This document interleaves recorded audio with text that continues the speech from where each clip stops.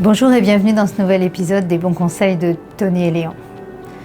Les chiens ne sont pas les seuls à pouvoir être touchés par les maladies cardiaques. Nos amis les chats peuvent aussi être concernés. Alors quelles sont les maladies cardiovasculaires du chat?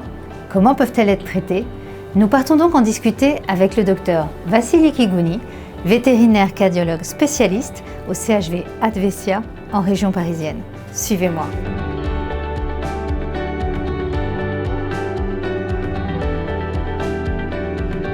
Bonjour Vassiliki. Bonjour Valérie.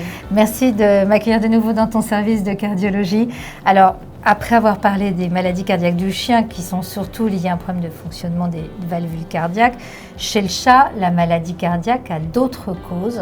Est-ce que tu peux nous expliquer un petit peu, s'il te plaît? Oui, effectivement, la maladie cardiaque du chat n'est pas pareille que chez les chiens. Chez les chats, les maladies cardiaques qui nous posent problème, ce sont des maladies du muscle cardiaque.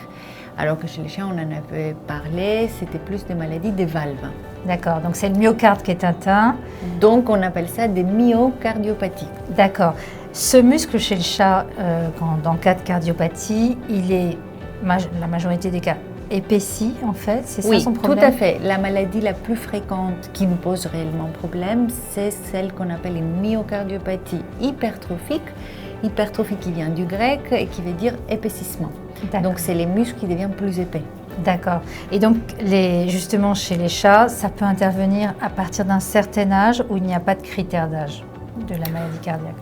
Malheureusement, ça peut toucher les chats de n'importe quel âge à partir de 3-6 mois jusqu'à 16-18 ans. D'accord, donc la maladie cardiaque du chat, ce n'est pas une maladie cardiaque du vieux chat, non, contrairement à ce qu'on peut penser. Et en termes de race de chat, est-ce qu'il y a des races de chats qui sont prédisposées à cette maladie cardiaque? Alors, la myocardiopathie hypertrophique, elle est souvent héréditaire, c'est-à-dire que c'est transcrit dans les gènes que l'animal va développer la maladie d'une façon plus ou moins importante, parce que tout le monde ne la développe pas de la même manière. Et ce n'est pas dit que parce qu'on est génétiquement prédisposé qu'on va avoir une forme grave de la maladie. Et de ce fait, on en a pas mal de cas dans les chats de race, notamment chez les Maine Coon, les Ragdoll, mais aussi chez les British, les Persans, les chats de forêt norvégiens. Les Maine Coon a été beaucoup étudié parce que la maladie a un grand impact sur la race.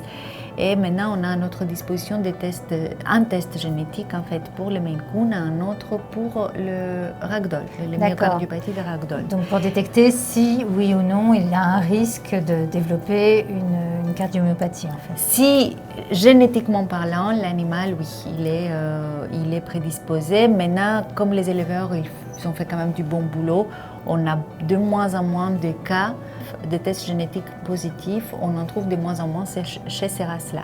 Mais malheureusement, les chats les plus fréquemment rencontrés avec la maladie, ça reste les chats de gouttière, les chats européens. D'accord, les chats européens.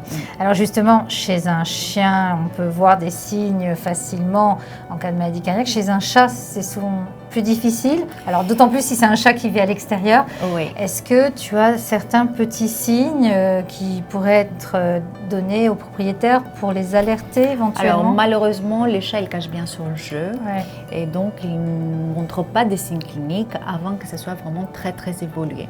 Souvent, c'est les vétérinaires qui vont dire qu'il y a un souffle cardiaque. Ces souffles, attention, chaque souffle cardiaque n'est pas forcément lié à une myocardiopathie, donc à une maladie grave, et toutes les myocardiopathies ne donnent pas de souffle. Oui, donc faire attention, si le vétérinaire vous indique que votre chat a un souffle cardiaque, ça ne veut pas dire que le chat a une maladie cardiaque, et inversement, s'il a une maladie cardiaque, comme tu disais, il n'y a pas forcément de souffle. Voilà. Donc finalement, l'examen de prédilection qui vient après l'auscultation chez le vétérinaire, c'est l'échocardiographie? Oui, c'est le seul examen qui peut nous mettre en évidence en fait la maladie, l'échographie cardiaque qui nous permet de mesurer de manière très précise l'épaisseur du muscle. Donc c'est ça. Après, est-ce que c'est quelque chose qu'il faut pratiquer à chaque fois qu'il y a un souffle? Tout dépend de l'intensité du souffle. Mais c'est quand même bien conseillé de le faire si on a devant nous une situation qui va être stressante pour l'animal. Donc, ou une opération à venir avec une anesthésie. Une anesthésie peut effectivement faire apparaître des signes cliniques sur un animal qui a une myocardiopathie. Donc si l'animal va avoir un voyage, s'il va avoir un déménagement ou s'il va être anesthésié pour une raison et qu'il a un souffle, c'est bien de vérifier pourquoi il a un souffle, est-ce qu'on n'a pas une myocardiopathie. D'accord. Donc, une fois que le bilan cardiaque de l'animal est établi, que le diagnostic est posé, se met en place un traitement. Le traitement, c'est le même principe dans les grandes lignes que celui du chien, j'imagine? Tout à fait. Chez les chats, les traitements, il est indispensable à partir du moment qu'on a les premiers signes cliniques. Les premiers signes cliniques qui vont être ceux de l'insuffisance cardiaque, donc de l'édème pulmonaire ou de l'eau autour des poumons, ce qu'on appelle un épanchement pleural. En tout cas, un chat qui va présenter des difficultés respiratoires.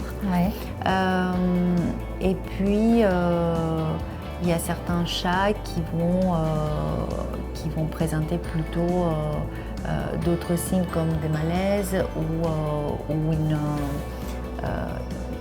thrombose en fait.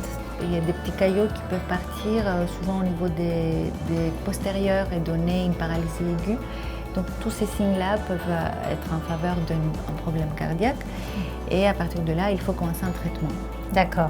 Donc le traitement du chat, c'est comme pour le chien, c'est un traitement au long cours qui nécessite une bonne motivation du propriétaire aussi.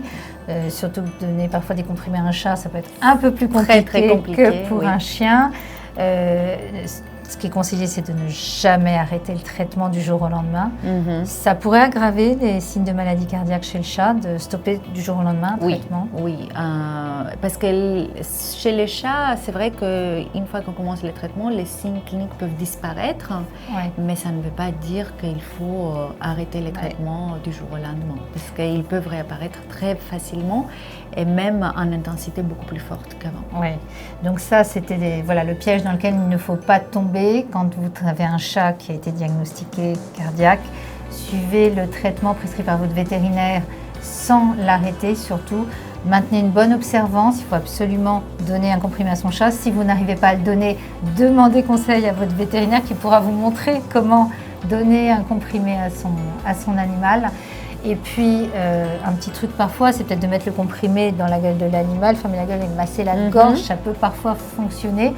En tout cas, j'espère que cet épisode vous aura été utile. N'hésitez pas à nous suivre sur les bons conseils de Tony et Léon. Prenez bien soin de vos animaux, passez du bon temps avec eux et merci Vassiliki pour tous tes conseils. Merci Valérie. À bientôt.